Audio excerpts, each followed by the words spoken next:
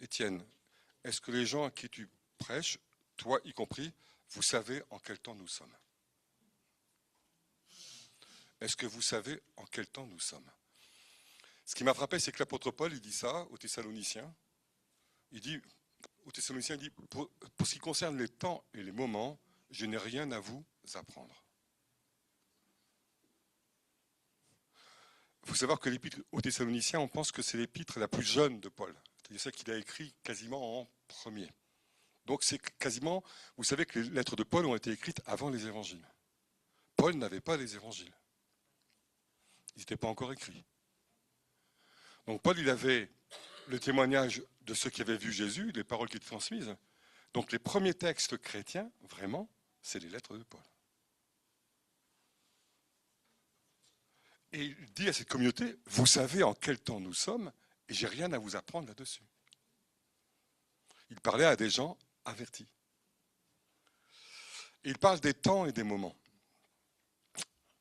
Les temps et les moments, un jour ça m'a interpellé, je vais attendre, vous voyez ce que j'ai mis en dessous?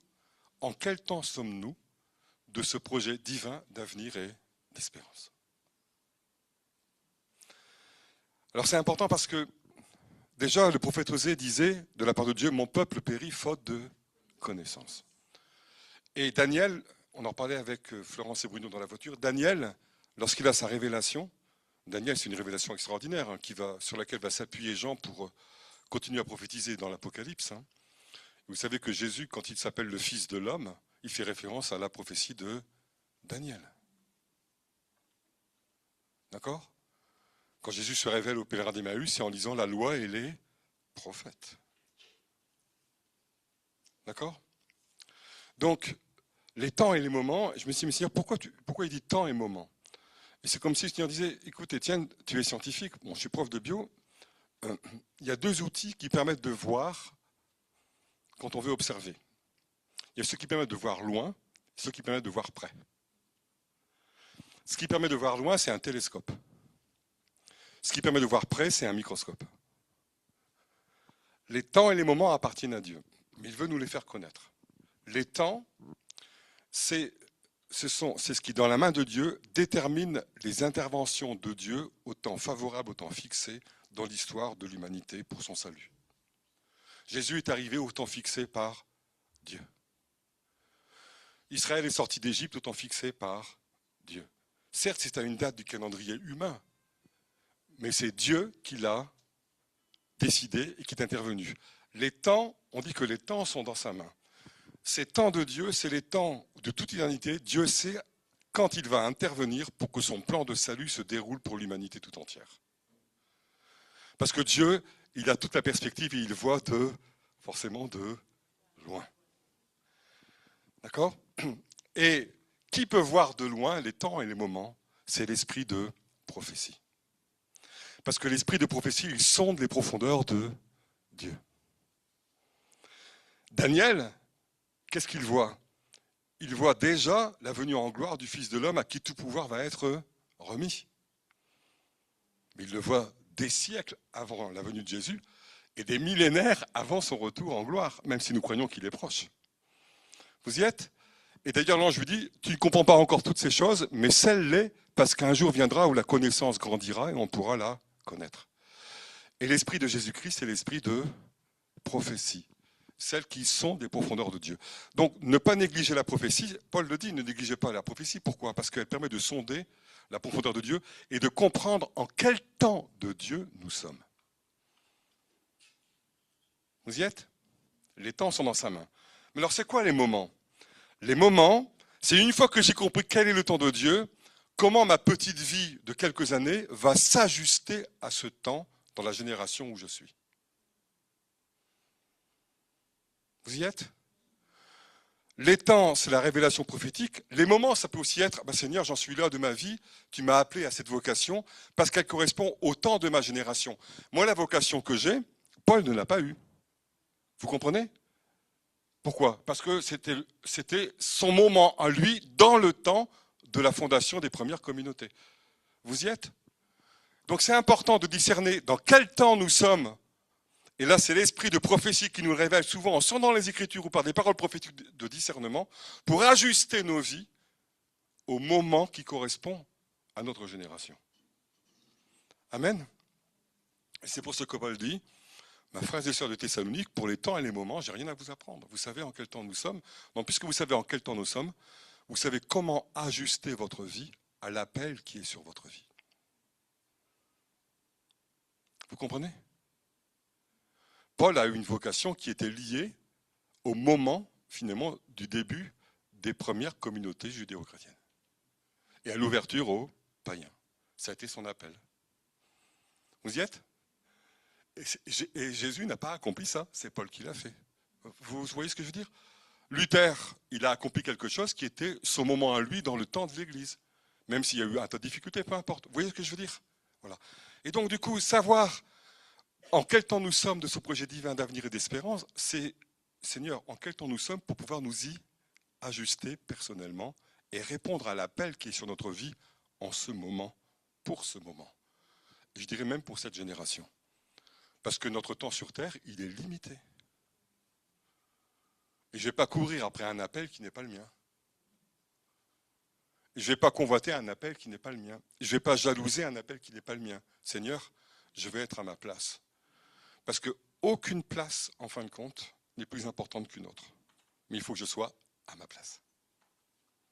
Tu connais les projets que tu as formulés pour nous, projets de paix et non de malheur, afin de nous donner un avenir, une espérance, mais aussi pour que nous puissions nous ajuster durant notre vie à cet avenir, à cette espérance. Amen. Moi, je n'aurais jamais pensé que Dieu allait faire de moi un enseignant. Et quand je suis revenu à lui, je me suis occupé de jeunes, je devais recommencer mes études. Et tout le monde m'a dit, mais Étienne, c'est évident, tu es fait pour enseigner. Ah bon? Et puis, effectivement, j'ai découvert que j'étais fait pour ça. Vous voyez? Et puis, quand je me rends compte que Dieu avait déjà mis ça dans mon cœur. Il y a longtemps, quand j'étais petit, j'avais une passion pour la science naturelle, donc je suis devenu professeur de sciences naturelles, et j'avais une passion pour les profs de sciences naturelles, évidemment, j'étais le meilleur dans ce domaine-là, mais j'aimais la nature, j'aimais tout ça, voilà, il y avait déjà, et je sais que j'aimais bien transmettre, voyez. Donc Dieu avait déjà déposé dans le naturel ce qui correspondait aussi à ma vocation spirituelle pour la génération dans laquelle je suis. C'est pour ça que je vous dis que je n'ai pas de mérite d'être à cette place-là. Je suis juste à ma place, c'est tout. Voilà, vous voyez. C'est ni plus ni moins que ça. Et j'ai eu la grâce d'avoir des frères et des sœurs qui m'ont aidé à le discerner et j'ai pu m'y ajuster.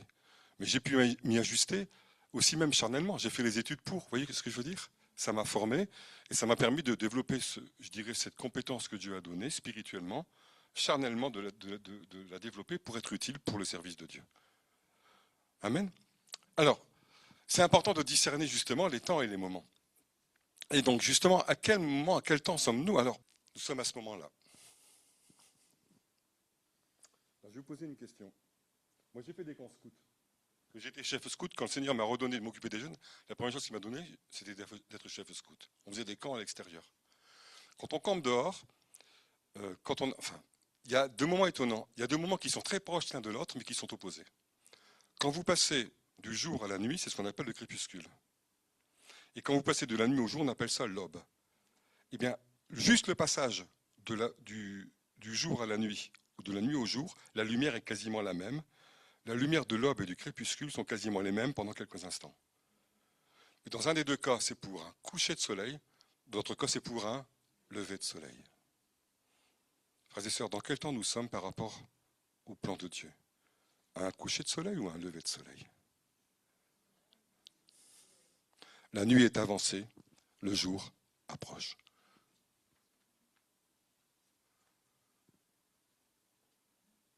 La nuit est avancée, le jour approche. C'est toujours la nuit, mais l'aube approche.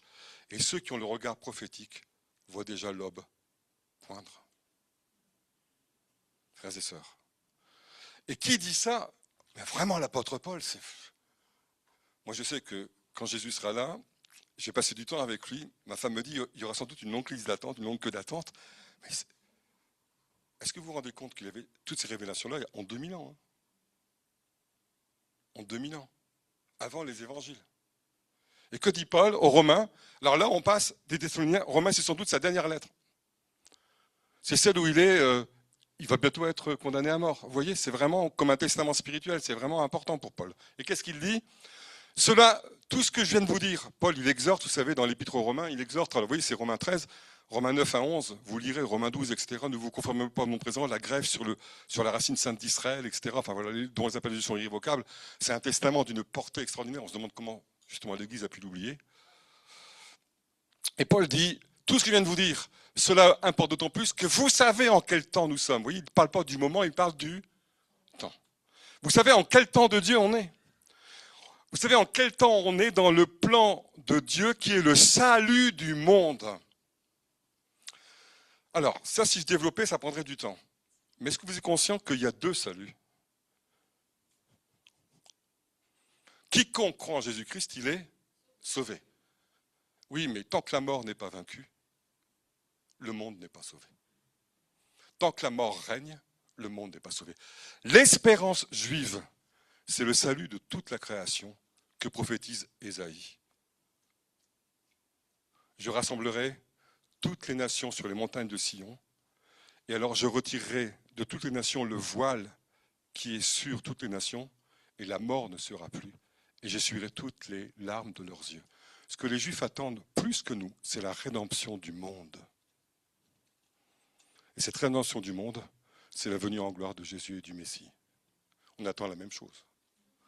Mais le salut personnel, je l'ai déjà. Jésus a dit, tout est accompli. Il n'a pas dit, tout est achevé.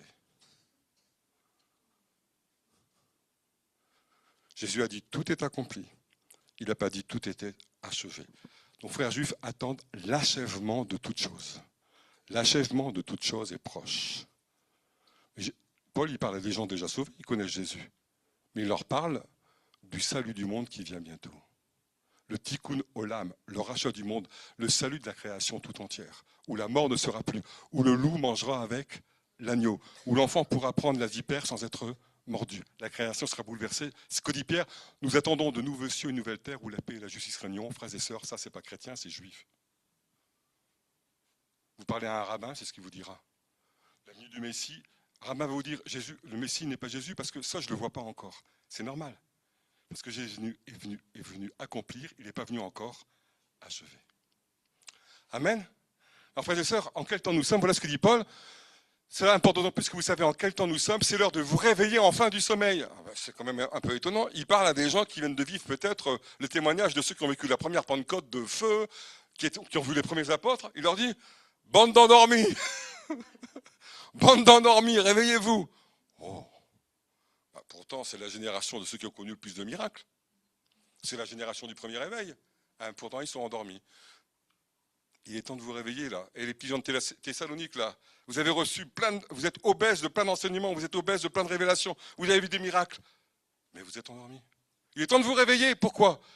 Car maintenant, le salut est plus près de nous que lorsque nous avons cru. De quel salut il parle? Il ne parle pas du salut personnel.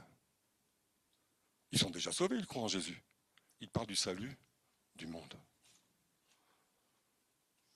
Paul, il est convaincu que depuis que Jésus est monté à la droite du Père, nous sommes dans la nuit avancée qui va nous faire passer à l'aube. Et son espérance à Paul, sa vie est ajustée à ce jour, et il dit, quoi que vous fassiez, que vous voyez, même si l'Empire romain vous persécute, même si vous êtes dans la nuit avancée du mal, de la persécution, de l'obscurité, même si le mal prétend être le vainqueur, même si on a l'impression que le mal domine, même si on a l'impression que les empereurs païens vont dominer et vous persécuter, non. Certes, c'est le mystère de l'iniquité qui croît. Elle croît d'autant plus que le jour approche. Parce que le diable est tombé sur terre et il sait qu'il a peu de temps. Donc la nuit est avancée.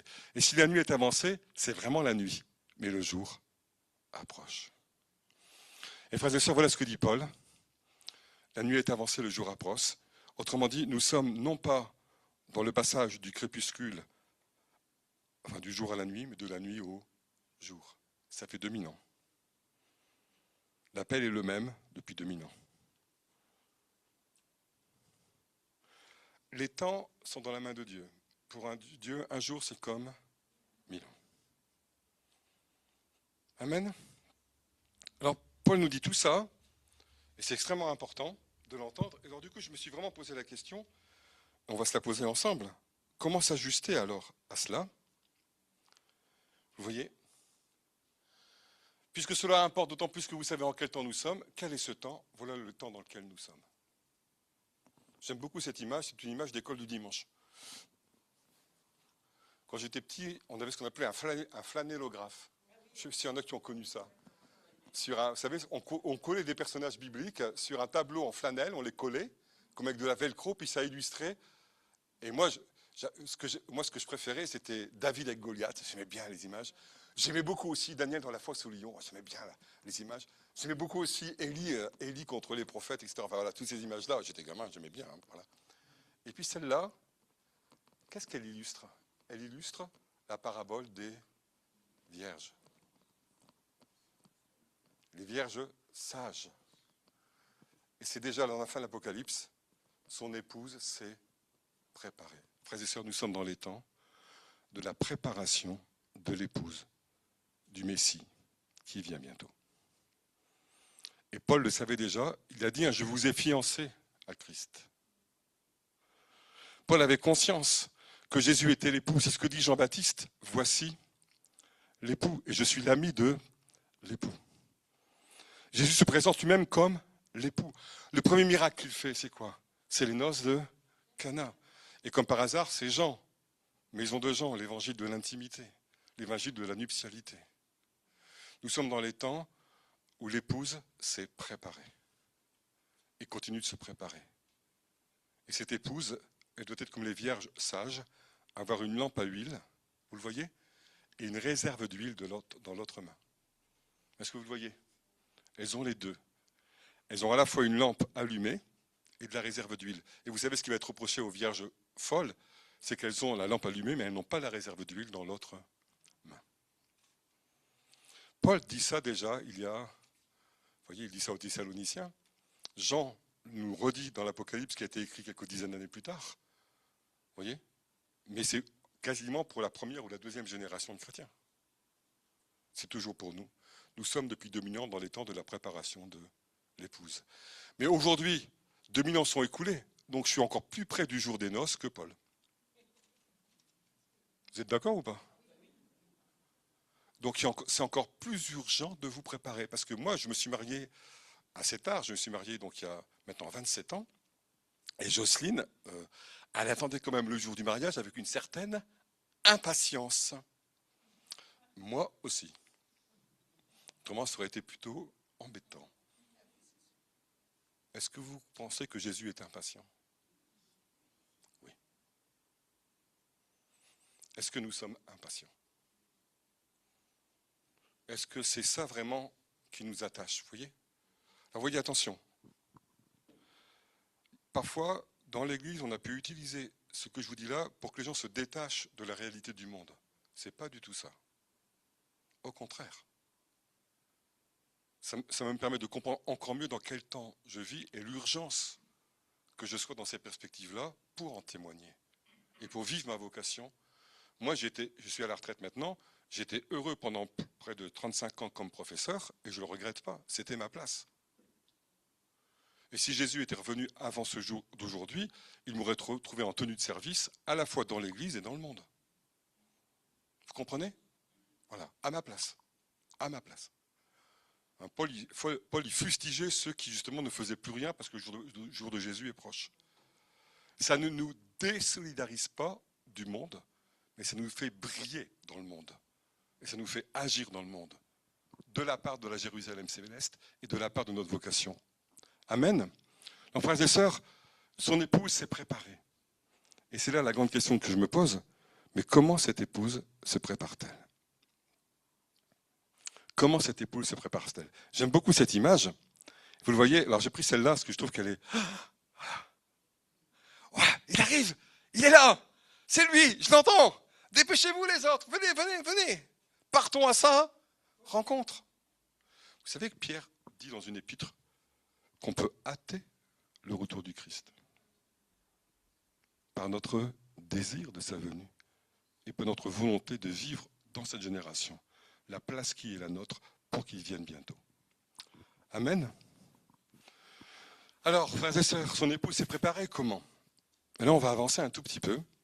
Alors, ce que je vais vous dire, ce n'est pas des nouvelles révélations, c'est vraiment ce qui est sur mon cœur, et c'est ce que j'essaie de comprendre.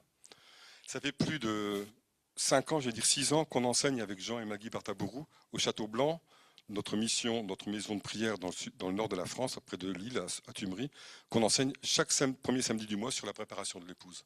Donc c'est quelque chose qui nous interpelle. Et donc, pendant que je préparais ce que je voulais vous partager, le Seigneur me disait, Étienne, insiste bien sur le fait qu'il y a deux préparations. Il y a une préparation personnelle, il y a une préparation collective. Jésus est monogame, il n'est pas polygame. Jésus est monogame, il aura une seule épouse, il n'est pas polygame. Mais cette épouse, elle est une, parce que nous y sommes unis. L'unité, ce n'est pas l'unicité. D'accord? Ça va? Du grès, c'est un géologue qui vous parle, c'est fait que de sable. C'est une seule matière, c'est de la silice pure. Donc c'est de l'unicité. Le granit, il y a 3 minéraux différents parfaitement associés. Le granit est une unité. L'unité, c'est dans la diversité. L'unicité, c'est monolithique. Le Dieu de l'unicité, c'est le Dieu d'Islam. Le Dieu de l'unité, c'est le Dieu de la Bible. C'est la Trinité, la communion dans l'amour. C'est pour ça que l'islam ne connaît pas l'amour. C'est un bloc dur, écrasant, parce qu'il est fait d'un seul tenant. Il n'y a pas de vie dedans. Amen. Et donc l'épouse, elle est une, mais dans l'unité. Donc il y a une dimension personnelle, une dimension collective, forcément. Je suis dans l'épouse et l'épouse est une et collective. Qu'est-ce qui fait que je rentre dans l'épouse? Qu'est-ce qui fait que dans ce monde-là, certains sont déjà de l'épouse, d'autres n'y sont pas encore? Parce que Dieu désire que tous les hommes soient sauvés et parviennent à la connaissance de quoi? De la vérité. Et la vérité, c'est que Dieu désire que son Fils épouse toute l'humanité. Amen. Et donc, si on continue, la préparation personnelle, ça commence par ça. Ce qui vous fait rentrer dans la vie de l'épouse, c'est le baptême d'eau. Et justement, on a parlé du cordon. Vous vous souvenez que le baptême d'eau, c'est vous sortez des eaux d'en haut. Vous naissez d'en haut. C'est la perte des eaux de la Jérusalem céleste qui accouche de vous. Pour votre vie nouvelle, comme une femme perd les eaux. Vous y êtes ou pas? C'est pour ça qu'il faut naître d'en haut, comme le dit Jésus à Nicodème. Donc, ce qui nous fait rentrer dans notre destinée d'épouse, c'est déjà le baptême d'eau. Alors, là-dessus, on ne va pas développer trop longtemps, mais c'est clair que la réforme protestante, surtout la réforme évangélique et baptiste, a insisté sur le baptême d'adulte. Pourquoi? Pour être conscient de ce que l'on fait. D'accord? Aujourd'hui, le Seigneur remet un peu les pendules à l'heure sur parfois nos excès d'un côté comme de l'autre, parce que j'ai des amis qui ont été baptisés enfants et qui sont parfaitement au Seigneur. Vous comprenez? Jésus ne va pas juger la perte des eaux au volume d'eau qui ont été perdus.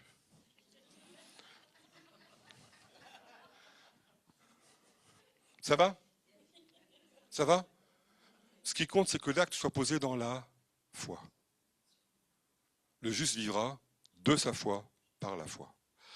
Et moi, j'ai des amis catholiques qui ont vraiment posé un acte de foi quand ils ont fait baptiser leur enfant. Et comme ils ont accompagné dans la foi la croissance de leur enfant, ça s'est vu. Aujourd'hui, l'Église catholique est beaucoup plus exigeante sur les baptêmes. Quand les parents ne sont pas chrétiens, ça les fait tiquer. Et ils ont bien raison.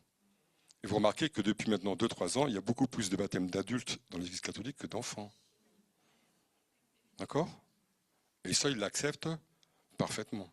Vous voyez, Dieu est en train de nous réajuster tous sur l'essentiel. Ça va? Voilà. Donc, tout est dans la main de Dieu. Donc, on ne va pas se battre pour cette question-là. Le baptême d'eau, le baptême reçu dans la foi, qui se développe dans la foi et par la foi, nous introduit déjà dans la vie de l'épouse. Nous naissons à la Jérusalem céleste. Amen. Naître d'en haut. Et du coup, le baptême d'eau, qu'est-ce que c'est? Le baptême d'eau, voilà ce qu'il nous donne. C'est d'abord un engagement. C'est l'engagement, dit Paul ou Pierre, d'une bonne conscience.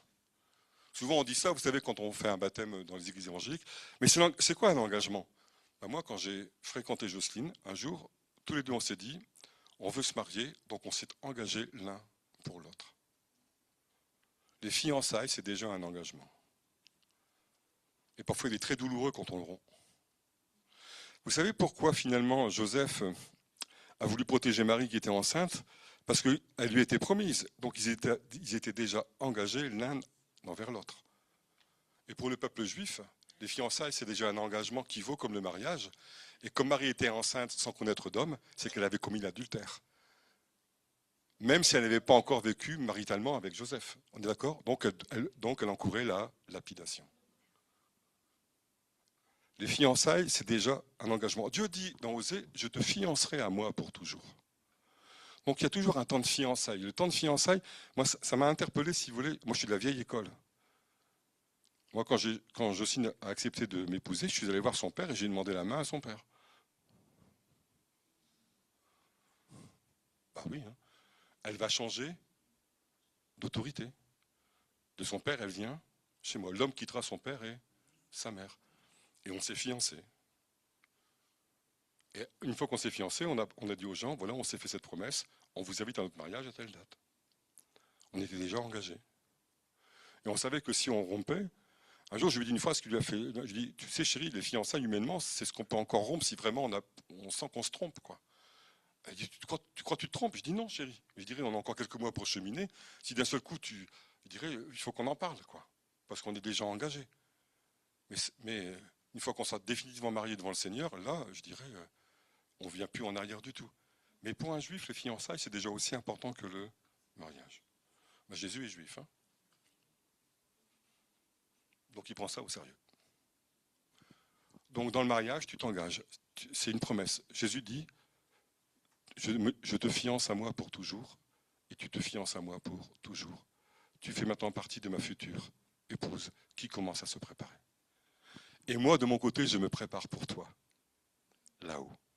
Parce que dans un mariage, les deux se préparent, hein. Il n'y a pas que la femme qui revêt une belle robe. Moi, j'ai acheté un beau costume tout neuf aussi, hein. Donc là, je ne rentre plus maintenant, je suis désolé, mais... Bon. Vous comprenez ce que je veux dire? En plus, là, ça m'a beaucoup parlé, le baptême d'eau, c'est aussi un baptême qui nous lave. Ces gens qui avaient cette conviction, confessez vos péchés, vous rentrez dans le baptême et vous êtes lavés de vos péchés. Vous êtes d'accord? Notre conscience. Mais nous sommes lavés, autrement dit, par le baptême d'eau, on retrouve notre virginité. Quoi qu'on ait vécu. Quoi qu'on ait vécu. Et vous entendez bien que dans cette parole-là, il n'y a aucune parole de jugement, il n'y a aucune parole d'annexer de quoi que ce soit, vous voyez, non. C'est une virginité qui nous est donnée, quoi qu'on ait fait. J'ai des amis qui ont été baptisés et qui n'ont jamais connu d'homme ou de femme. Moi, j'ai vécu comme un pêcheur et j'ai dormi avec les cochons, vous avez compris. Donc j'avais besoin de retrouver une virginité. Amen.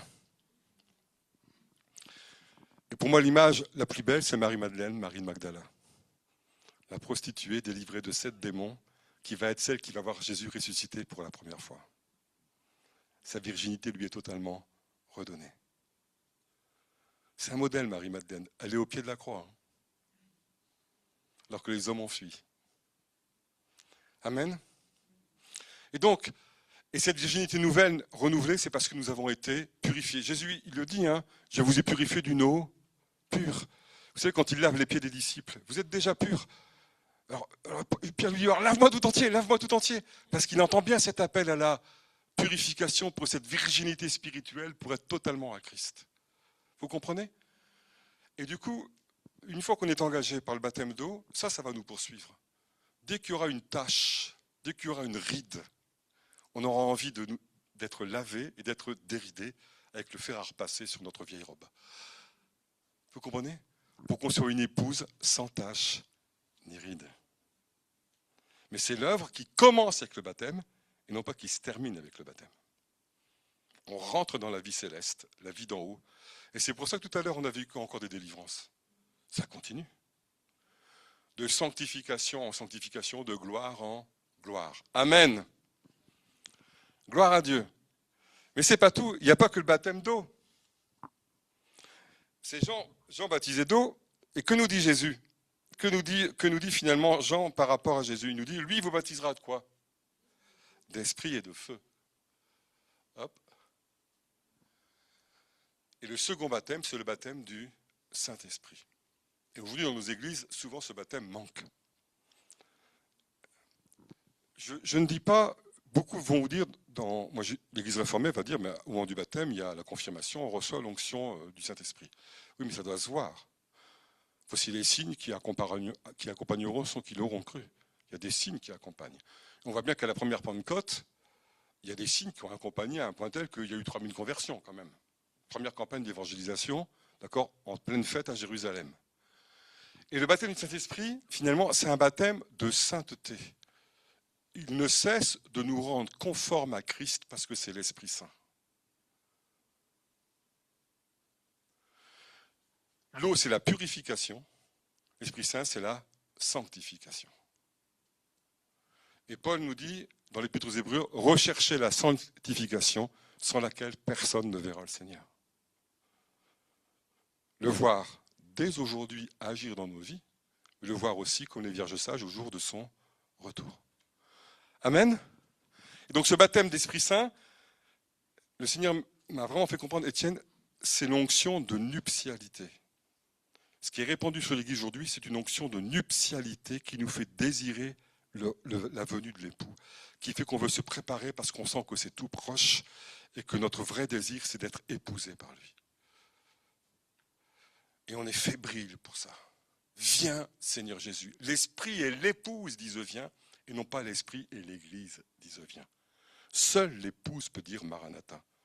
Seule celle qui a reçu cette onction de nuptialité par le baptême du Saint-Esprit.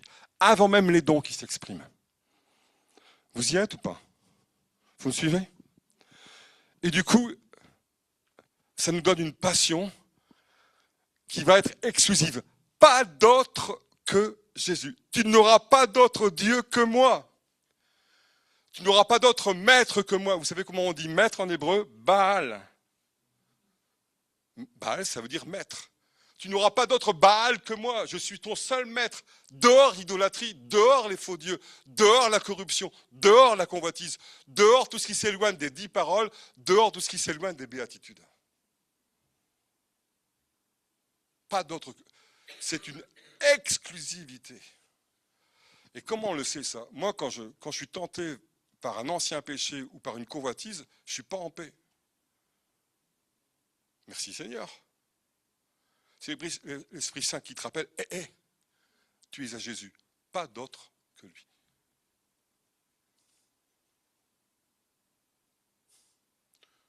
Si tu tombes, tu te relèves. Mais si tu te relèves, c'est parce que tu as compris que tu étais tombé. C'est que l'Esprit Saint agit en toi. Autrement, tu continues à rester par terre, à te vautrer avec les cochons. Vous comprenez? Amen. Donc l'Esprit Saint ne va cesser d'agir en nous. Et donc, cette préparation personnelle, baptême d'eau, baptême d'Esprit Saint, et je sais ici, je vois bien, enfin je le sais, c'est évident qu'ici, on est dans une communauté qui conçoit que sans le baptême du Saint-Esprit, la dimension de la vie n'est pas complète, enfin, c'est impossible de tenir. Le baptême d'eau ne suffit pas. Vous êtes bien d'accord? Et dans nos églises, c'est ça qui est aujourd'hui difficile. Vous voyez? Et j'en parlerai peut-être demain. On verra si je développe tout ce que j'ai à vous dire. Il y a des choses que je sens que je dois développer, d'autres non, donc on verra bien. Mais c'est que ce n'est pas un hasard si c'est au XXe siècle que le pentecôtisme a gagné toutes les églises les unes après la suite des autres.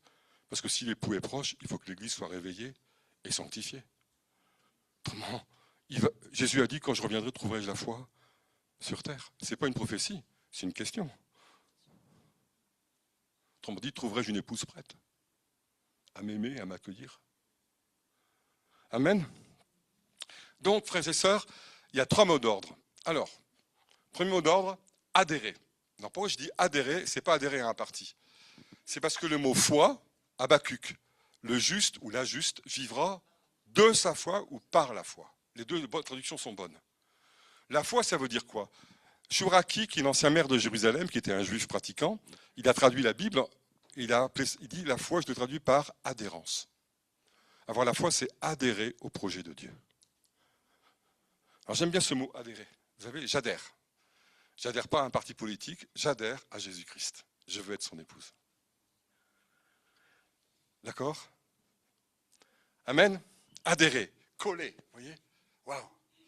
Je suis fier, j'appartiens à Jésus. Vous voyez? Voilà. Amen? Pas d'autre Dieu que lui. Certes, je peux avoir des engagements terrestres, mais ils sont subordonnés à celui-là, et pas l'inverse. Recherchez, Hébreux 12, 14, recherche la sanctification sans laquelle personne ne verra le Seigneur. L'épouse, elle se prépare, elle est active, elle recherche. Qu'est-ce qu'il dit Paul aux Thessaloniciens? Réveillez-vous les petits gars là, oh, les petites femmes là, réveillez-vous. Vous recherchez encore avec l'épouse là? Oh, il vient bientôt là, réveillez-vous. Vous savez quels sont ceux actuellement qui recherchent le plus? En proportion, je pense qu'il y a plus de juifs orthodoxes qui recherchent le Messie que de chrétiens. Il y a plus de juifs orthodoxes parce que quand les mitzvot qu'ils pratiquent, c'est pour faire venir le Messie. Et pour eux, le Messie, c'est l'époux d'Israël. Écoutez des rabbins orthodoxes, ceux qui ne connaissent pas encore Jésus. Je vous en donne un, le Rav Shaya. Moi, je l'écoute régulièrement, ma femme aussi. Alors lui, les chrétiens, ils ne les aiment pas du tout. Ah oui, parce qu'on n'est pas encore complètement réconciliés, parce que pour lui, on est des idolâtres. Mais il faut voir aussi ce que les Juifs ont souffert de la part de ces chrétiens idolâtres. Hein, on est bien d'accord. Et lui, il dit, mais lui, il n'arrête pas de dire, je peux me tromper, mais les signes sont là, le Messie est à la porte, faites teshuva, repentez-vous, il est là. Et si je me trompe, c'est pas grave, repentez-vous, les signes sont là. Regardez ce qui se passe avec l'Iran, regardez, c'est écrit dans Daniel, c'est écrit là, repentez-vous, il est là. J'entends pas ça souvent dans l'église. Hein. Le peuple Israël a toujours une place de foi dans la venue en gloire du Messie. Par sa fidélité. Le juif vivra par sa fidélité. Amen, parce que foi et fidélité, ça va ensemble. Et un autre rave que j'aime beaucoup, c'est le rave Dinovitz. Alors lui, je l'ai écouté avec ma femme pendant des années. On a eu la grâce de le rencontrer à Jérusalem. Alors il faut que je vous dise quelque chose que je répète souvent, si vous l'avez déjà entendu, tant pis, mais c'est trop fort. Avec des amis, donc avec Agnès Tass, une de nos meilleures amies qui a rejoint le Seigneur il y a 15 jours. Elle était bibliste à Jérusalem pendant 15 ans. Elle vivait à côté des Clarisses de Saint-Marie-Yeshua. Elle fréquentait Ruben Berger, tout ça. Elle était guide biblique. Elle était en fauteuil roulant à la fin de sa vie parce qu'elle avait une maladie qui l'avait maintenue pendant 50 ans, alors qu'elle aurait dû mourir il y a déjà 50 ans. Elle a été maintenue par le Seigneur, mais malade. Et 2 mois avant de partir vers le Seigneur, elle a fait une célébration qui s'appelait la fête de la vie, où elle remerciait le Seigneur pour les 50 ans de bonus de vie qu'il lui a donné. Et l'église était pleine. Et donc, on va voir Agnès, qui était vraiment une de nos meilleures amies, plus qu'une sœur. Et Agnès, elle me dit, mais tu sais, tiens, le Rav que tu écoutes, il donne des cours à Jérusalem chez un particulier, chez le docteur Cain, qui est un juif français, c'est l'ancien neurologue. Il était dans un hôpital, je crois, à Nancy. Et comme il était en retraite maintenant, il a fait son aliyah, il est venu à Jérusalem, en Israël, et puis c'est un disciple du Rav, et il accueille le Rav chez lui pour des cours, en fin de compte, en dehors de sa yeshiva. Et ce Rav, ça fait des années qu'on l'écoutait, et ce Rav avait dit une chose étonnante. La première fois qu'on l'a écouté, on a commencé à l'écouter le jour où Obama a été élu. Il avait une parole étonnante sur pourquoi un noir vient à la Maison-Blanche. Seuls les juifs sont capables de dire des choses pareilles. Je ne vous dirai pas ce qu'il a dit, mais c'était impressionnant. Bref. Et quel signe ça voulait dire, comme signe des temps. Et en fin de compte, il a dit, mais je fais des cours sur Internet parce que je sais que le Messie est à la porte. Il est temps que j'ouvre les secrets de la Torah à tout le monde et je veux travailler avec les chrétiens. Un juif orthodoxe, hein. Vous savez, chapeau noir, cite, hein. D'accord, voilà. Bon. Et puis, du coup, il y a un pasteur qui est Fusinost, tu vois qui c'est? C'est un pasteur, là, Gérald, au début, voilà. Je prononce très mal son nom, mais Gérard, il prêchait avec lui sur Internet, au début, pour vous dire, vraiment très proche. Du coup, on s'est mis à l'écouter, et puis on a appris finalement qu'il ouvrait sa porte. Et donc, il se dit, écoute, on peut téléphoner pour savoir, puisqu'il aime bien les chrétiens, pourquoi pas. Nous, on s'est dit, on aimerait tellement le voir, déjà rien que pour le remercier des enseignements qu'il nous donne. Ma femme, elle dit, mais on ne m'a jamais enseigné comme ça, quoi. Il nous éclairait la parole de Dieu. J'ai appris des choses sur Abraham que jamais un prêtre ou un pasteur aurait pu m'expliquer. ils rentrent dans le texte. Enfin, c'est leur langue maternelle. C'est la langue maternelle de Jésus, c'est l'araméen et c'est l'hébreu. Je veux dire, voilà. Bon. Donc voilà. Et puis, on téléphone, et donc le docteur Cain dit « Ah ben, il sera ravi de vous accueillir. Venez. » On est arrivé à 10. Puis on arrive dans l'appartement, et puis les femmes d'un côté, les hommes de l'autre, mais dans la même pièce. Hein. Mais voilà, bon, c'est un rabbin orthodoxe quand même. Hein. Bon, il faut faire les choses bien. On met une fausse, enfin pas une fausse, mais on met une kippa en carton, et ceux qui en avaient une, voilà, on rentre, on respecte. Hein. Puis le rabbin arrive, on est arrivé avant lui, et puis quand il arrive, il y a le docteur Gain qui se précipite, il dit « Rav, il y a des chrétiens qui sont venus vous écouter depuis la France. » Il nous regarde, il retire son chapeau, il met sa kippa, il dit « Oh, je suis honoré que vous soyez là. J'ai vécu en France, il parlait bien français pendant des années, parce que j'avais été nommé par le consistoire pour lutter contre les témoins de Jéhovah qui nous prenaient des fidèles. Donc j'ai bien lu les évangiles. Le problème, c'est qu'il a lu les évangiles des témoins de Jéhovah, mais ça c'est encore autre chose. Mais bon, c'est pas grave, il connaissait quand même beaucoup de choses. Et puis il nous dit, je suis vraiment honoré que vous soyez là, mais c'est quel jour aujourd'hui? C'était le jour de Yom HaShoah. Vous savez ce que c'est Yom HaShoah? C'est le jour où en Israël, on commémore les plus de 6 millions de morts dans le massacre de la Shoah. Les sirènes soufflent dans tout le pays et tout le pays s'immobilise. Quand vous y êtes, c'est impressionnant. Tout s'arrête, les taxis se garent, les bus se garent, les camions s'arrêtent, tout le monde s'arrête en mémoire. Et après, hop, ça redémarre. Mais c'est impressionnant. Et il dit, venez nous voir le jour de Yom HaShoah. Alors il dit, je ne vais pas commenter la paracha. Donc ce qu'ils appellent les parachas, c'est que eux, comme nous, ils commentent chaque jour un texte biblique. Ils ont une année liturgique. Vous savez, la liturgie, c'est eux qui l'ont inventée. Hein. Vous savez que du temps de Jésus, il y avait 3 offices religieux au temple. Et on dit des premiers apôtres qu'ils étaient assidus au temple. Donc ils étaient liturgiques, ils allaient aux 3 offices. Comme des moines vont à 7 offices. On n'a rien inventé. Le peuple de Dieu est un peuple liturgique. Devant le trône céleste, il y a une liturgie. Tous les gens célèbrent la nuit de Dieu, etc., etc. Et donc, il nous dit ça, il nous dit, on va se poser une question ensemble. Alors, c'est un malin, le Rabinovitch, c'est un malin. Mais c'est un malin, dans le sens, il nous dit, on va se poser cette question, puisque vous êtes avec nous, ce jour de Yom HaShoah, pourquoi Dieu a permis la Shoah? Moi, je me dis, je me tais. Je dis rien. Je ne peux rien dire là-dessus. Il y a un de nos frères qui essaie de répondre. Il regarde, il dit, vous êtes un pasteur évangélique, vous. Non. Bon, vous connaissez bien votre Bible. Puis il nous regarde et dit, écoutez, c'est un rabbin qui vous le dit. C'était les douleurs de l'enfantement pour qu'on revienne sur la terre parce que le Messie est proche. On était trop assimilés, il fallait qu'on sorte d'exil. Seul un rabbin peut dire une chose pareille. Seul un rabbin peut dire une chose pareille. En même temps, il y avait tout le péché d'idolâtrie du monde chrétien derrière. Il nous dit, mais bon, voilà, on est revenu, on est sur notre terre. Pourquoi? Parce que le Messie est à la porte. Vous le savez, vous connaissez les signes des temps, je vois que vous êtes des chrétiens connaissant la Bible, vous connaissez les prophéties, le Messie est à la porte, on est revenu, c'est bien ce qui avait été annoncé. Puis vous voyez bien les événements. Et alors il nous dit, écoutez, on va l'attendre ensemble. Et puis il nous dit, il va encore plus loin, il dit, écoutez, il vient demain, il frappe à la porte, il est là. Alors, s'il ouvre la porte et que ce n'est pas Jésus, c'est pas grave, parce qu'il vient pour le salut du monde entier, donc pour le nôtre comme pour le vôtre. Mais s'il vient que c'est Jésus, j'ai la parade, mais tu es juif, mon frère. Voilà ce qui se passe en Israël, frères et sœurs.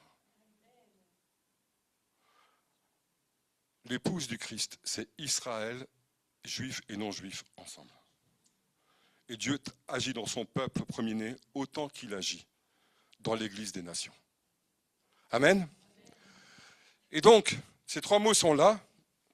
Alors, maintenant, la question c'est que l'époux se prépare. Comment se préparer personnellement? Et là, on va passer un petit peu à une pratique, si ça vous va bien. Alors, vous allez dire, il faut être baptisé d'eau et d'esprit. On est bien d'accord. Et peut-être que certains pourront me dire, moi j'ai été baptisé d'eau tel jour, j'ai été baptisé d'Esprit Saint tel jour. Amen, alléluia. Mais moi je me rends compte que j'ai encore besoin quand même de grandir et j'ai toujours besoin de l'Esprit Saint. Et que c'est pas qu'une fois ne suffit pas, mais ce que j'aimerais bien être toujours rempli davantage. Non pas pour ma propre gloire, vous vous souvenez le psaume 131, comme un petit gavet près de sa mère, mais pour en déborder pour les autres et pour être vraiment l'épouse que Jésus veut que je sois. Amen. Et alors du coup, comment se préparer personnellement? Alors je reviens à cette jeune vierge sage qui a quoi? Une lampe à huile et une fiole d'huile. Et le Seigneur m'a dit, Étienne, ce que je vais vous demander, c'est un acte de foi quotidien. C'est d'oser croire au miracle de l'huile. Chaque jour. Chaque jour, osez croire au miracle de l'huile, mais chaque jour, demandez ce miracle de l'huile. Et c'est quoi le miracle de l'huile? Ce miracle qui fait que les 10 vierges sont sages par rapport aux vierges qui sont folles. Vous voyez, les vierges qui sont folles, elles ont quand même leur lampe allumée. Donc elles ont quand même de l'huile du Saint-Esprit. Elles éclairent leur route, elles éclairent même la route des autres. Mais il leur manque quelque chose. Elles n'ont pas de réserve. Elles peuvent tenir un moment. Mais pas chaque jour. Jusqu'au bout. Et vous avez vu la taille de la lampe à huile? Vous avez vu la taille de la fiole? Ce n'est pas une citerne. Il en faut chaque jour. Chaque jour. Chaque jour, Seigneur. Chaque jour. Acte de foi quotidien. Alors, il y a cet acte de foi quotidien dont je parlais, et puis il y a aussi une préparation active. Et ça va être peut-être pour ce soir, ou pour demain. Ma femme, elle s'est faite une robe sur mesure. Comme la plupart des mariés. Elle est allée dans un magasin qui proposait plusieurs modèles. Elle a vu un modèle qui lui plaisait. On l'a juste un petit peu adapté à sa taille. Donc c'est pas du sur-mesure. Vous voyez ce que je veux dire? Voilà. Et la plupart des mariés font ça, de toute façon. Et j'ai pas pu la voir. Elle voulait pas. Elle allait l'essayer avec qui? Avec sa maman. Toute contente. Et ses sœurs en Christ et témoins de mariage. On est d'accord? Mais moi, impossible de la voir avant le jour du mariage. Et je sentais que ma femme, elle se préparait vraiment fébrilement. C'était une recherche active. Elle voulait être parée pour son époux. Avoir vraiment la parure qui montre à quel point elle se consacre à lui et à quel point ce jour est important et à quel point elle l'aime. Vous connaissez le psaume 145, le psaume pour le mariage d'un roi? Écoute ma fille, oublie ton peuple et ta famille, que le roi soit éprise de ta beauté. Ok? Mais moi, j'étais pas en reste. Je m'étais dit, il faut que je sois beau aussi quand même. Donc, je me suis acheté un beau costume, je vous l'ai dit, et j'ai choisi, là, j'ai mis le paquet pour une fois, parce que d'habitude, je m'habille normalement, quoi. C'est pour quand même, j'ai acheté un beau costume, je suis allé chez un bon marchand, etc., il me l'a un peu ajusté. Ma femme m'a dit, elle voulait pas une cravate, donc j'ai acheté un col Mahou, vous savez, avec juste une petite lavalière. Enfin voilà, j'ai essayé de lui plaire aussi le mieux possible. Elle savait pas trop ce que j'allais mettre, mais elle m'avait dit quand même ce qu'elle aimait pas. C'est déjà pas mal.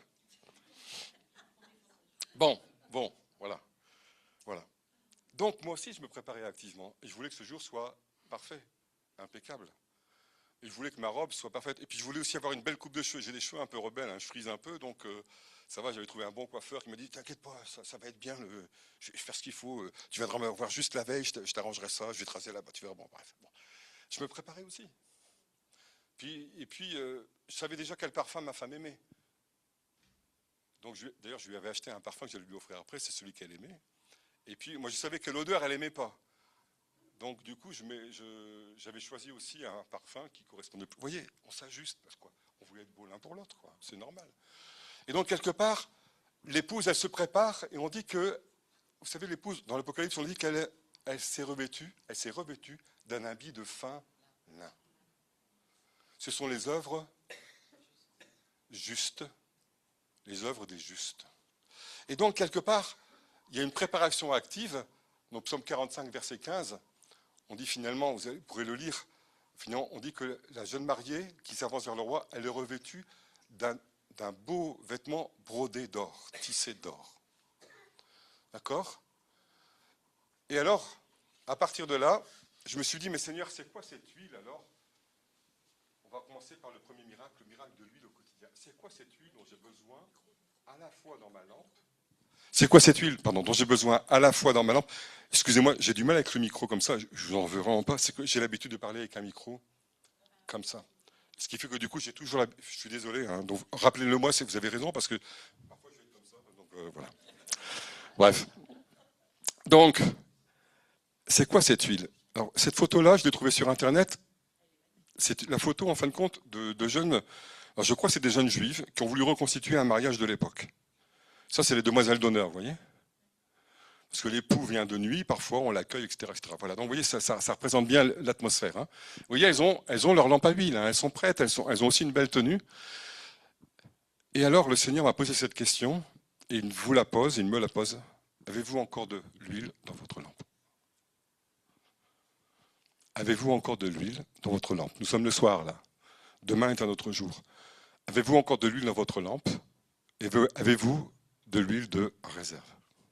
Pour tenir encore un jour. Et demain, vous reposerez la même question.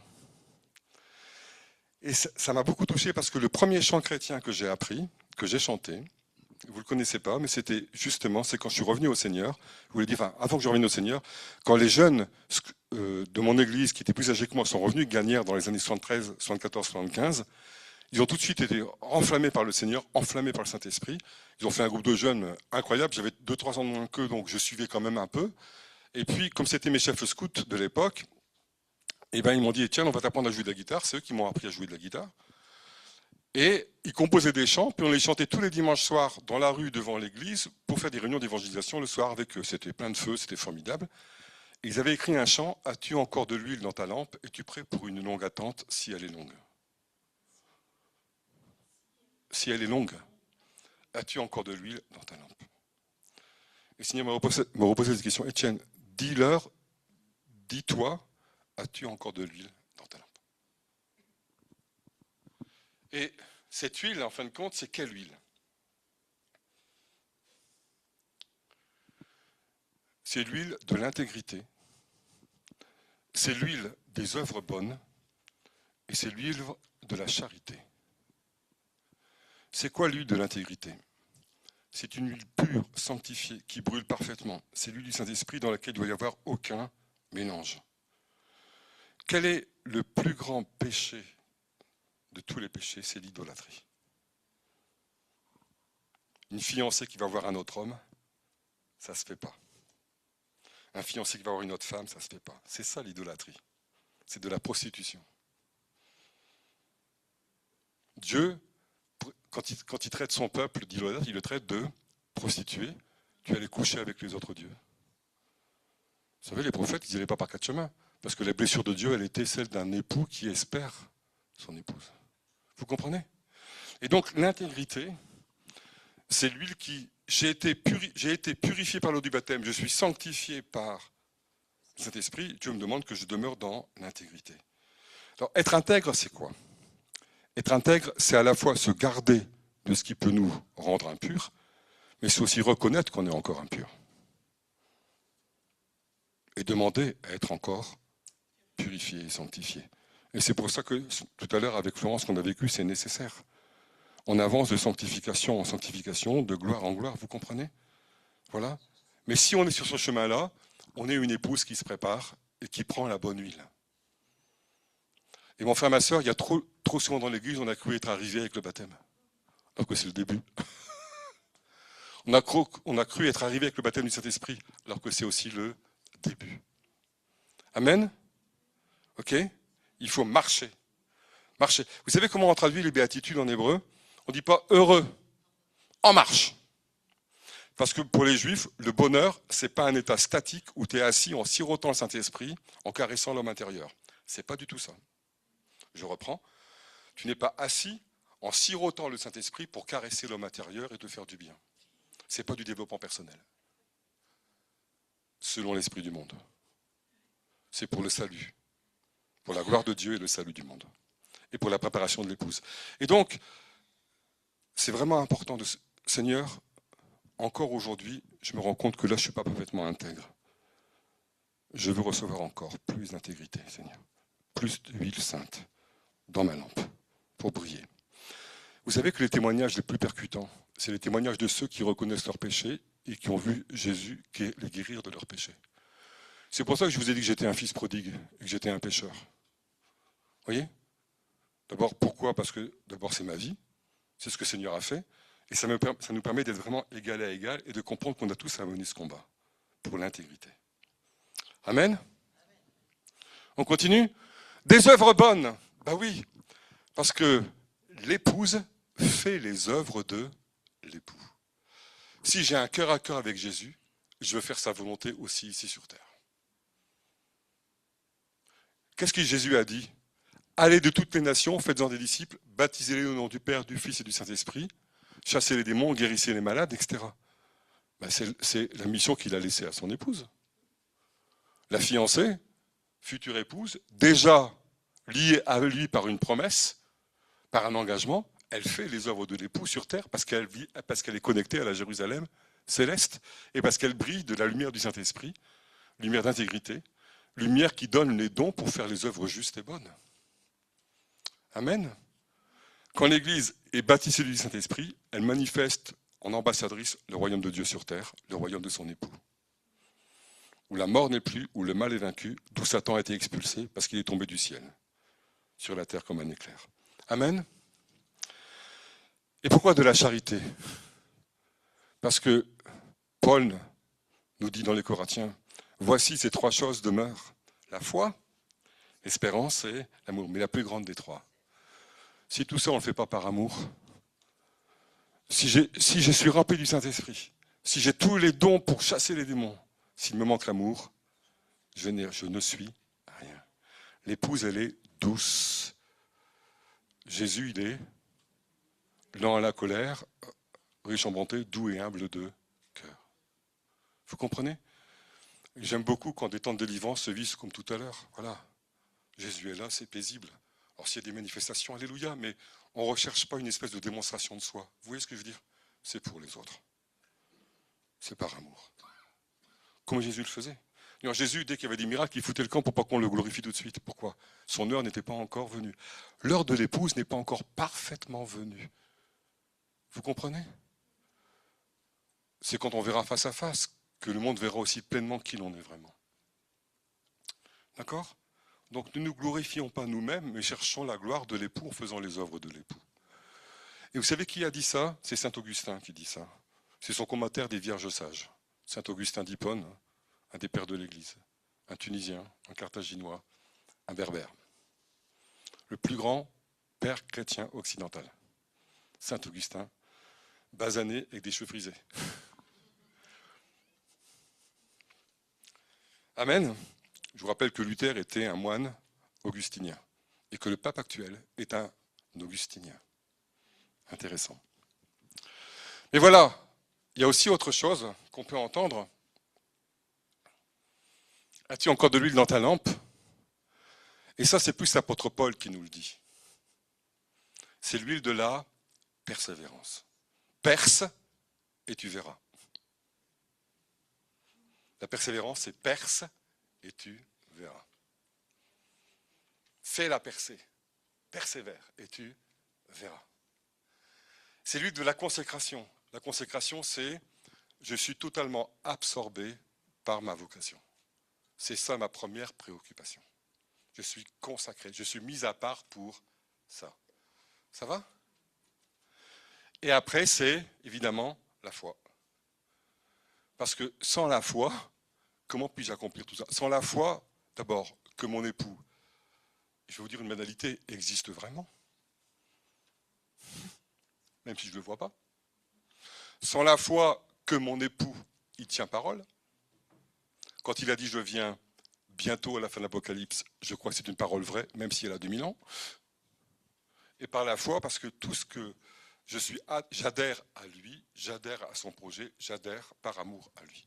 Amen. Alors frères et sœurs, c'est tout ça dont on doit être rempli dans notre petite fiole d'huile. Et j'aime beaucoup l'image de la lampe à huile, parce que la réserve dure peu de temps. Il faut la renouveler chaque jour. Et quand c'est la nuit, c'est bon d'avoir une réserve à côté, pour tenir le plus longtemps possible. C'est comme mon fils qui travaille dans la sécurité privée et qui travaille à Total Energy dans une raffinerie. Il fait la sécurité industrielle de cette raffinerie. Son téléphone portable, il doit toujours l'avoir sur lui pour pouvoir appeler, etc., etc. Il y a une batterie à côté si jamais il est déchargé. Il est prévoyant. Il la recharge tous les matins, à la fois son téléphone et sa batterie. Vous comprenez? Il faut les deux. Parce que si les pouls tardent et si la nuit se prolonge un peu, c'est bon d'avoir de la réserve. Alors, comment faire pour nous remplir de cette huile? Et là, le Seigneur m'a donné un texte. C'est vraiment étonnant parce que c'est encore au passage de cette année, au passage de 2025 à 2026. Je priais, je disais, Seigneur, je me rends bien compte que cette année, alors, le Seigneur me dit, Etienne, cette année, je veux pour toi que ce soit une année de lumière. Une année de lumière. Je disais, Seigneur, ça veut dire quoi une année de lumière? Je sentais que c'était une année où je vais être éclairé, vous voyez, et aussi je peux éclairer, enfin voilà, de lumière. Bon, ouais, faire la lumière, vous voyez. Et puis je dis, Seigneur, j'aimerais bien avoir un texte qui m'aide à prolonger ça. Et vraiment, je suis amené vers un texte que je connaissais, mais qui est ancien. C'est le texte que peut-être vous connaissez, 2 Rois 4, 1, 1, 7. C'est le texte du miracle de l'huile. Le connaissez-vous, ce texte? Alors, je vais vous le lire. On peut le lire. On a le temps, ça va, il n'est pas très long. Alors, je vous le lis. Une femme d'entre les femmes des fils des prophètes cria à Élisée en disant, ton serviteur, mon mari, est mort, et tu sais que ton serviteur craignait l'Éternel. Or, le créancier est venu pour prendre mes 2 enfants et en faire des esclaves. En fin de compte, Élisée, comme tous les prophètes de l'époque, il avait une école de disciples, où il formait des gens à la prophétie. Ça se faisait, ils avaient des disciples. C'était un maître. Et donc, une des femmes d'un de ses disciples est devenue veuve, parce qu'un de ses disciples est mort. Vous savez qu'être veuf à l'époque, même en Israël, c'était extrêmement difficile, parce que la femme n'avait plus aucune ressource. Et donc, elle est sans rien. Sans rien, il n'y a plus qu'une solution, et ça existait même en Israël.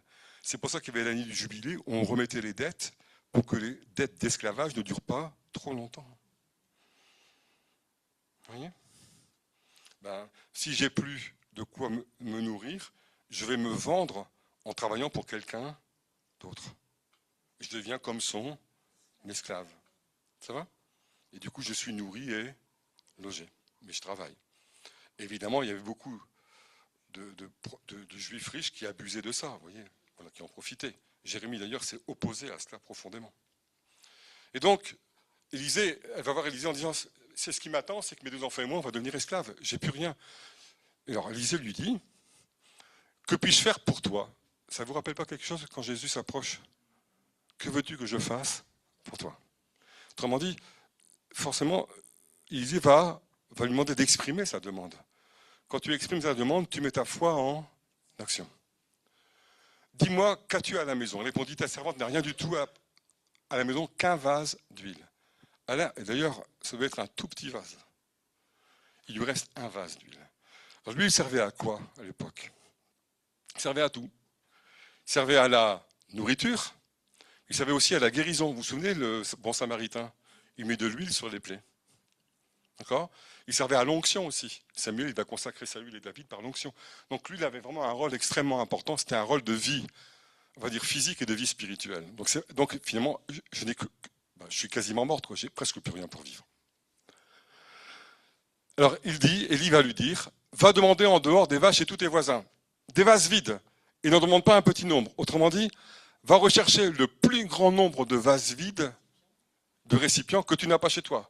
Prends même ceux de tous tes voisins. Je pense que si on en avait cherché 20 000 ou 30 000, voilà. Prends le plus grand nombre possible. Ne te limite pas. Prends-en le plus possible. Pas un petit nombre. Et quand tu seras rentré, tu fermeras la porte sur toi et sur tes enfants. L'intimité. L'intimité. Cette demande, elle se fait dans notre relation d'intimité avec Jésus chaque jour. Est-ce que, alors, je me pose la question pour moi, Étienne, est-ce que tu commences chaque jour? Est-ce que ta première pensée quand tu te lèves, c'est pour Dieu ou pour Jésus? Est-ce que tu commences ta journée sous son regard dans cette intimité-là, soit en priant, soit en louant? Ça vous arrive jamais de vous lever avec un chant dans le cœur? Moi, ça m'arrive souvent. L'Esprit Saint chante en nous. Ben, quand je me lève avec ce chant, je le laisse jaillir, quoi. Vous voyez, voilà. Puis quand je suis plus préoccupé par les actualités ou par la gestion de mon compte en banque que par le... Vous voyez, c'est pas juste. Enfin, voilà. Voilà, quand je me lève, hein. Bon. L'intimité. Tu fermeras la porte sur toi et sur tes enfants, tu verseras dans tous ces vases et tu mettras de côté ceux qui seront pleins. Qu'est-ce qu'il lui est en train de lui dire? Eh bien, amène tes vases, tu verses, et ils vont se remplir.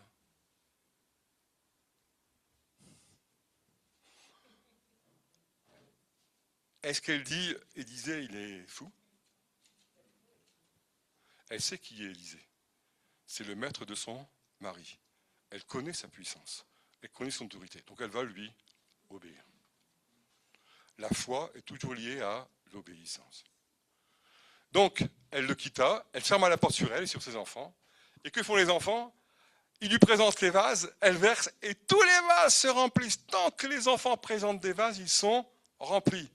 S'ils avaient apporté 50 vases, les 50 se remplissent. S'ils avaient apporté 100 vases, les 100 vases se remplissent. S'ils avaient apporté 1000 vases, les 1000 vases se remplissaient. Lorsque tous les vases furent pleins, elle dit à son fils, présente-moi encore un vase. Mais il lui répondit, il n'y a plus de vase. Et alors, quand il n'y a plus de vase, l'huile s'arrête. Tant que tu as des vases à remplir, l'huile coule. Quand tu penses que tu n'en as plus, ou que tu n'en présentes plus, l'huile s'arrête. Elle alla le rapporter à l'homme de Dieu. Elle a rapporté quoi? Pas les vases, rapporter ce qui s'était passé. Et il dit, va vendre l'huile, paie ta dette. Cette huile, c'est l'huile du rachat. C'est l'huile du rachat de sa pauvreté, de sa faiblesse, de sa misère. Dans nos pauvretés et nos misères, Dieu nous donne l'huile du rachat. Et tu vivras, toi et tes fils, de ce qui restera. Alors, je me suis d'abord posé une question. S'il n'avait rempli que 40 vases, elle a peut-être pu racheter toutes ses dettes. Mais combien de jours elle a survécu avec ce qui restait? Donc ce miracle n'était qu'un petit miracle. Non. Elle a dû survivre toute sa vie, tant qu'elle apportait des vases, la fiole, et qu'elle versait, les vases se remplissaient. Parce que quand Dieu fait un miracle, c'est pour toute notre vie. C'est pas dit, mais c'est sous-entendu. Autrement, ça aurait été qu'un demi-miracle. Elle n'aurait pas été sauvée. Au bout d'une semaine, elle aurait eu plus d'huile de toute façon. Vous comprenez? Ça va? Donc qu'est-ce que Dieu est en train de nous dire au travers de ça? Ce que Dieu est en train de nous dire, c'est, vous voyez cette image, je ne sais pas si vous la voyez, c'est une maman qui est en train de verser de l'huile, et c'est son enfant qui lui apporte des vases. Apportons tous les vases de nos vies pour être à nouveau remplis chaque jour d'une huile fraîche. Chaque jour. Oui. Oui. Oui. Mais je trouve que c'est tellement plus joli de montrer ça comme ça. Ça n'a rien à voir. Vous voyez? C'est autre chose. Et vous prendrez la photo après. Vous la voyez? Très joli. Hein. Très belle. Et là, vous voyez que la femme, elle a un talit sur la tête. Le talit, c'est le châle de prière. C'est ce que Marie avait sur sa tête, c'est que Jésus mettait sur sa tête lorsqu'il priait, etc. C'est une image juive qui illustre, non mais je le dis parce que c'est très beau. Voilà, elle est magnifique. Et donc, voilà ce que nous dit cette image. Et alors, je me suis assis, j'ai lu ça, tout ce que je vous dis là, c'est ce que j'ai reçu. Alors je me suis assis, j'ai dit Seigneur, alors Seigneur, j'ai compris. Aujourd'hui, ce 1er janvier, devant toi, j'amène tous mes vases. Tous ces vases qui me constituent. Je t'amène le vase de mon identité d'homme. Je t'amène le vase de mon identité confessionnelle. Je t'amène le vase de ma sexualité. Je t'amène le vase de ma conjugalité. Je t'amène le vase de mon couple. Je t'amène le vase de mon témoignage. Je t'amène le vase de ma famille. Je t'amène tous les vases qui font ma vie. Père, je t'en prie, remplis-les. Ce matin. Et depuis le 1er janvier, je fais ça tous les matins. Et le Seigneur me disait, Étienne, les vases que tu amènes, il y a des vases qui sont vraiment vides parce que l'huile a été épuisée. Et je me rends compte que dans ma vie de famille, dans ma vie de couple, dans ma vie relationnelle, il y a des vases qui sont épuisés. Seigneur, remplis-les. Pour que je témoigne de ton royaume dans ces réalités-là et que j'en vive. Puis le Seigneur m'a montré aussi qu'il y a des vases où l'huile, elle n'a pas été utilisée depuis trop longtemps. Elle est rance. C'est des vases d'amertume. des vases de manque de pardon, des vases de lieux où j'ose pas aller, des vases de situations que j'ose pas exposer au Seigneur. Et c'est vraiment dit, vide-les au pied de la croix et présente-les-moi. Vide-les au pied de la croix et présente-les-moi, chaque jour. Et puis, il y a des vases plus graves. Il y a un proverbe qui dit « Une seule mouche tombée dans l'huile pourrit toute l'huile. » Et le prince des mouches, c'est Belzébul. C'est les vases où j'ai encore de l'impureté spirituelle, où j'ai encore des combats contre des démons qui doivent être chassés de moi. Allez, au pied de la croix, et que cette partie de ta vie soit remplie de mon huile sainte, chaque jour. Et c'est ça qui fera de toi une vierge sage. Amen. Alors mon frère, ma soeur, est-ce que ça vous parle? Moi, ça m'a parlé, et c'est pour ça que je vous le partage. Et je pense que si on nous dit, c'est urgent, c'est urgent. Il faut être ces vierges sages. C'est une discipline de vie. Vous savez, je me souviens d'un pasteur que j'aime beaucoup écouter, c'est Claude Hood, peut-être que vous le connaissez, c'est un pasteur d'une église pentecôtiste énorme au Canada. C'est le fils spirituel du pasteur de la Croix-et-le-Poignard, du pasteur de David Wilkerson. Et moi j'ai dit, écoutez, il est remarquable ce pasteur, c'est une belle église, hein, une belle œuvre aussi sociale, etc. Et c'est le parrain spirituel de l'église pentecôtiste de Lille. Donc c'est comme ça aussi qu'on le connaît un peu. Les jeunes pentecôtistes qui se forment pour être pasteurs à Lille vont dans son église au Canada. Et lui, il prie chaque jour, Seigneur, remplis-moi d'une onction fraîche. Vous voyez, mais c'est ça, quoi. Une onction fraîche, pas frelatée. Les huiles frelatées, j'en veux plus. Les huiles pourries, j'en veux plus. Les huiles amères d'amertume, j'en veux plus. Et mes vases vides, parce que j'ai tout utilisé, je te les ramène, Seigneur. Chaque jour, cette discipline-là. Amen, frères et sœurs. Et ce qui fait que du coup, c'est ce que vivent les vierges sages. Elles ont leur lampe qui est remplie pour toute la journée, mais elles ont en plus une réserve, parce qu'elles ont tout présenté au Seigneur. Donc elles ont de quoi tenir les 24 heures de la journée. Et elles ne sont pas au dépourvu si ça se prolonge un peu. D'accord? Et le lendemain, si l'époux n'est pas venu, elles recommencent. Allez, remplis à nouveau ma lampe, remplis à nouveau ma réserve. Amen. L'huile de l'intégrité, l'huile de l'onction, tout ce que vous voulez, mais tous les vases de nos vies. Et c'est pour ça que quand j'ai partagé avec Florence au téléphone, je reçois cette parole, présentez-moi vos vases, amenez-moi vos vases. Même vos vases ébréchés, même vos vases qui vous paraissent cassés. Le Seigneur va les remplir et ça va déborder pour les autres. Cette huile qui coule, vous voyez, pour les autres, l'huile d'onction. Amen, frères et sœurs. Alors, à quoi je voudrais vous inviter, déjà ce soir, déjà maintenant, c'est de dire, Seigneur, voilà, je te présente tous les vases de ma vie. Je te présente tous les vases de ma vie. Il y a peut-être qu'en ce moment même, le Seigneur me montre un vase d'amertume. Et vous savez que quand le Seigneur nous le montre, ce n'est pas dans le jugement. Le jugement, il est dernier. Il n'est pas pour maintenant. Le monde est déjà jugé. Nous sommes sauvés. D'accord? Ça veut dire quoi? Ça veut dire que nous sommes dans le temps de la grâce. C'est le jour du salut. Et donc, on peut exposer nos vases. Seigneur, je sais que là, j'ai un pardon à donner qui m'empoisonne la vie depuis si longtemps. Et l'huile, elle est avariée, elle est rancie, elle ne sent pas bon, elle est plus utilisable. Et si elle brûlait, elle dégagerait une mauvaise odeur et en plus, elle éclairait mal. Donc, je la renverse au pied de la croix. Et je veux te la présenter vide dès ce soir et demain matin. Et puis peut-être qu'il y a des vases de promesses que Dieu vous a données. Et vous dites, mais Seigneur, elles ne sont jamais accomplies encore. Présente-les au Seigneur pour qu'il renouvelle ta foi dans cette promesse. Amen. Les vases peut-être où tu sais que tu t'es vraiment épuisé, tu as travaillé pour le Seigneur, etc. Tu t'es épuisé, là tu n'en peux plus, tu es sans force. Allez, amène ce vase qui le remplisse à nouveau. Et puis les vases plus personnels de ta vie d'homme, de ta vie de femme, de ta vie conjugale, de ta vie sexuelle, de tes pensées. Tout ce qui fait ce que tu es. Dieu ne te juge pas, ne me juge pas. Je suis un fils prodigue. Il m'a sauvé. Il continue de le faire. Amen. Parce que, je vous une parenthèse, mais Dieu m'a sauvé de ma vie de fils prodigue. Mais il y a eu des séquelles. Il y a des cicatrices. Il y a parfois des mauvaises pensées qui reviennent. Il y a parfois des mauvais comportements qui voudraient revenir. Allez, au pied de la croix et une huile fraîche dans ce domaine-là de ma vie. Amen, frères et sœurs. Soumettre toutes nos pensées à l'autorité de Christ. Voilà. Cette hygiène spirituelle, cette diététique, c'est la parole que Dieu m'a donnée pour cette année et je pense que ça va durer. As-tu encore de l'huile dans ta lampe? Apporte-moi chaque matin tous les vases de ta vie pour une onction fraîche. Et puis alors, ça va plus loin. Elle est allée chercher les vases de ses voisins. Ça, c'est l'intercession. Est-ce que tu pries pour ta femme qui n'est pas convertie? Est-ce que tu pries pour tes enfants qui ne sont pas au Seigneur?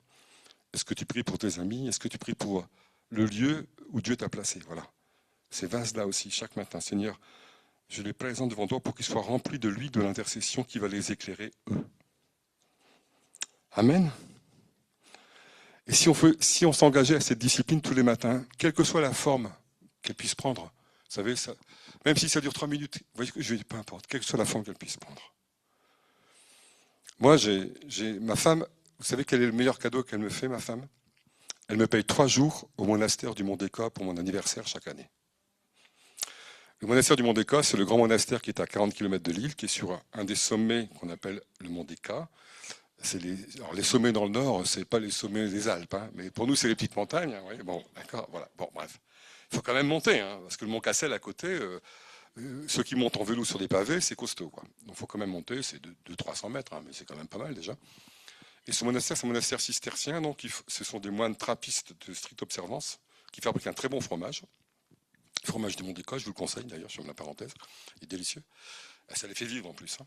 Parce qu'un moine, c'est ora et labora, prier, travail. Et ils ont 7 offices par jour. C'est mon régal. Quand je vais là-bas, je m'assois sur leur matelas de prière. Je vais à toutes les prières de 4h du matin jusqu'à 7h du soir. On médite les psaumes. Et entre chaque prière, je rentre dans ma chambre, je prie le Seigneur, et le Seigneur me parle, et je note tout sur un cahier. Voilà. Et pourquoi? Parce qu'ils ont cette fidélité de toujours commencer par la prière et de rythmer toute leur vie par des temps de prière. Ils travaillent, mais ils s'arrêtent régulièrement pour toujours mettre Dieu en priorité. Et ce qu'ils méditent, c'est les psaumes, essentiellement. Ça m'a parlé. Je dis, Seigneur, cette fidélité-là, j'aimerais bien la tenir dans ma vie avec le rythme qui sera le mien, mais au moins déjà le matin et le soir, si je pouvais avoir un temps pour te remercier, ce serait quand même pas mal. Dans la communauté dont je fais partie, on nous demande de nous tenir à cet engagement de prier chaque jour en méditant un texte biblique. Le texte qu'on prend, c'est la Ligue pour la lecture de la Bible. Comme ça, vous savez, on suit les textes bibliques sur 6 ans. On a aussi un petit commentaire qui est fait par un frère qui nous a envoyé par Internet ou par la poste pour qu'on puisse aussi rentrer dans un commentaire qui est adapté à notre communauté. Et puis, on s'engage aussi à prier. Alors, ça peut être la prière du Notre Père, qu'on peut réciter. Ça peut être aussi le credo de Nicée-Constantinople, dont on a vécu le 1700e anniversaire, qui est vraiment la définition de la foi chrétienne, la commune à tous les chrétiens. Et puis, ou ça peut être une prière plus spontanée. Et le soir, on nous propose de réciter le psaume 23. Peu importe ce moment. L'Éternel est mon berger, je ne manquerai de rien, je n'ai manqué de rien. Voilà. Pour s'habituer, vous voyez, à ce temps, au moins 2 fois par jour. Et je pense que pour moi, c'est un minimum. Vous savez que nos juifs sont encore plus rigoureux pour ça. Dès qu'ils se lèvent le matin, leur première pensée, c'est pour Hachem. Les hommes, ils les remercient en fin de compte d'être encore nés hommes ce matin-là et pas d'être nés femmes. C'est particulier, mais je pense que les femmes disent la même chose, d'être restés dans leur intégrité, tel que Dieu les a créés. Et puis ils remercient Dieu d'être vivants et de ne pas être morts la nuit. Enfin, voilà, tout est à Dieu. Tout est à Dieu. Leur première pensée. Et puis dès qu'ils font quelque chose, ils louent Hachem. Pourquoi? Parce que tout est à Dieu. Alors c'est intéressant parce que ça montre une consécration quand même, un désir de sanctification. Pour moi, c'est pas du religieux, c'est plus profond que ça. Voyez. Alors simplement, est-ce qu'on peut s'engager à ça chaque matin? Seigneur, remplis mes vases. Remplis mes vases. Remplis mes vases.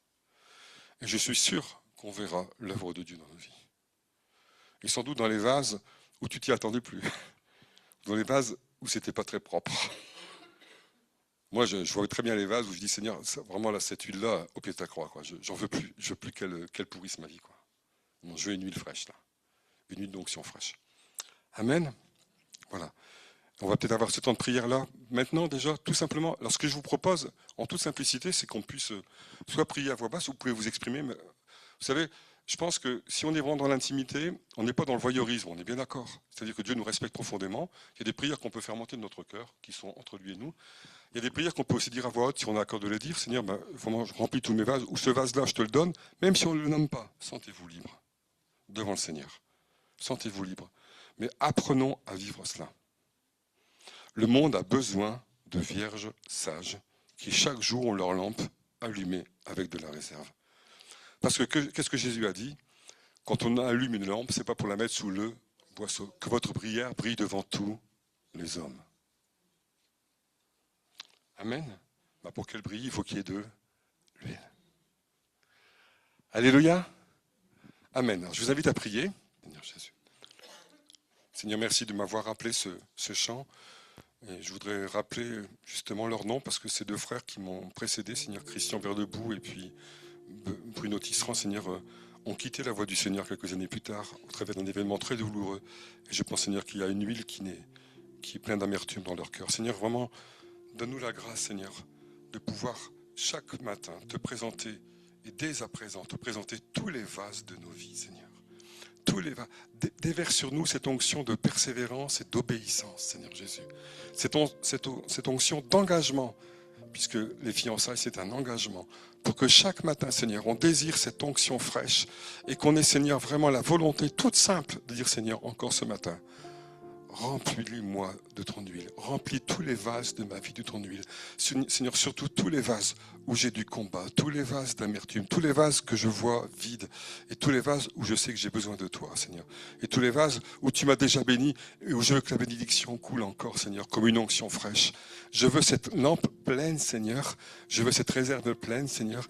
Et je veux aussi, Seigneur, te présenter les vases, à te présenter les vases de mes voisins, les vases de ceux qui m'entourent, pour être, Seigneur, justement cette lumière dans leur vie, pour que cette huile déborde sur eux, et qu'ils puissent aussi être éclairés par toi, Seigneur. Donne-moi, Seigneur, donne-nous, Seigneur, cette onction de persévérance. Seigneur, viens remplir tous les vases de nos vies, les vases de nos identités ecclésiales aussi. Viens remplir les vases de cette communauté de l'abri, Seigneur. Qu'elle brille toujours plus de ta lumière avec une onction fraîche, chaque jour rafraîchie, qui vient de toi, Seigneur. Nous savons, Seigneur, et nous proclamons par la foi que tant qu'il y a des vases, la fiole coule. Tant qu'on te les présente, Seigneur, tu les remplis. Et Seigneur, on veut vraiment vivre cette onction, cette bénédiction du miracle de l'huile fraîche dans nos vies chaque jour, Père. Nous voulons nous y engager. Viens, Seigneur, et merci, Père, de nous avoir révélé ce besoin vital de l'onction fraîche de ton huile dans toutes nos vies. Amen. Ce que je crois, c'est qu'on va avoir une proposition du Seigneur tout à l'heure d'amener nos vases. Et pour l'instant, on est en train de demander au Seigneur, montre-moi, Seigneur, quels sont les vases que j'ai besoin de t'amener? Moi, j'ai besoin d'un peu de temps, mais quels sont les vases que j'ai besoin de t'amener pour que tu me montres? Je trouve que c'est très intéressant, le fait qu'on puisse... Parfois, on pense qu'on a une lampe, un vase, mais pas du tout, on a plein de vases. On a plein de domaines. Et souvent, le Seigneur, il nous touche sur ce qu'on est en train de voir. Pour qu'une naissance puisse se faire dans le royaume de Dieu, puisqu'on parle d'enfantement, le royaume, il s'enfante par des naissances. Et ça va aussi sur le même domaine que peut-être des domaines de nos vies qui sont encore pas vraiment nés, pas vraiment remplis. On peut le dire autrement, c'est une autre manière de le dire. Mais il y a des domaines de nos vies qui ont besoin d'être touchés par le Seigneur. Je pensais notamment, le Seigneur m'a montré un vase tout neuf, des vases qu'on n'a jamais présentés au Seigneur. Il y a peut-être des parties de nos vies qu'on n'a jamais osé présenter au Seigneur. Voyez?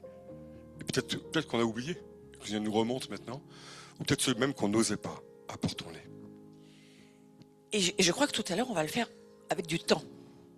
Avec du temps, je suis sûre qu'Étienne est venu avec une réserve d'huile spécifique qu'il va déverser sur nous. Il va le faire. On va le faire en vrai, on va le faire en pratique. On va prendre ce temps. On va pas passer d'un message à un autre. Ce message, il est immense, énorme.